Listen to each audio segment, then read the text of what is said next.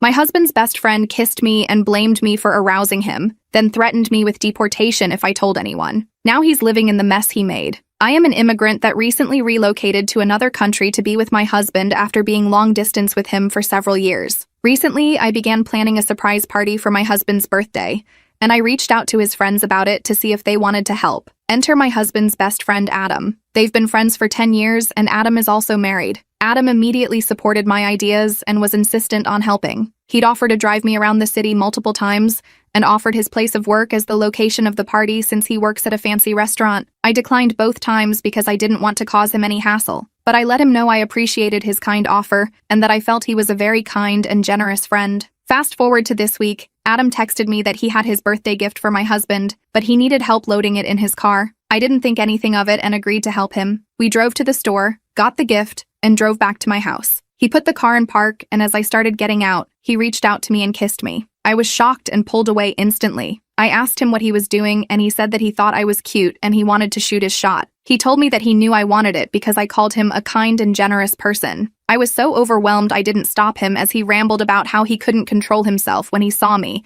and how he thought I was so hot. That got me to speak. I asked about my husband, and he said that he didn't need to know. Then he said I couldn't blame him. It was my fault he was aroused. I guess he could tell from my face that I was planning on telling my husband, because he said, "Your husband is going to blame you and divorce you, and you'd have to go back to your home country." I got out of the car and just went inside and found my husband in our bed. I knew he would believe me, so I gently told him, and he was upset. He was really mad at Adam for kissing me, but especially mad at him for threatening me with deportation. We talked it through, and after a few hours came to the conclusion that in order to protect my residency, we would file a police report for assault against Adam. As we talked, Adam sent me a text message that said, "Hey, I just wanted to check in on you to make sure you remembered what I said to you in my car. I really don't want you to go back to your home country. I've also been thinking of you. Call me when you get this. We have things we need to talk about." It had my husband seeing red and me feeling scared, so we went to the police station the next day. They agreed that Adam's text seemed like a veiled threat,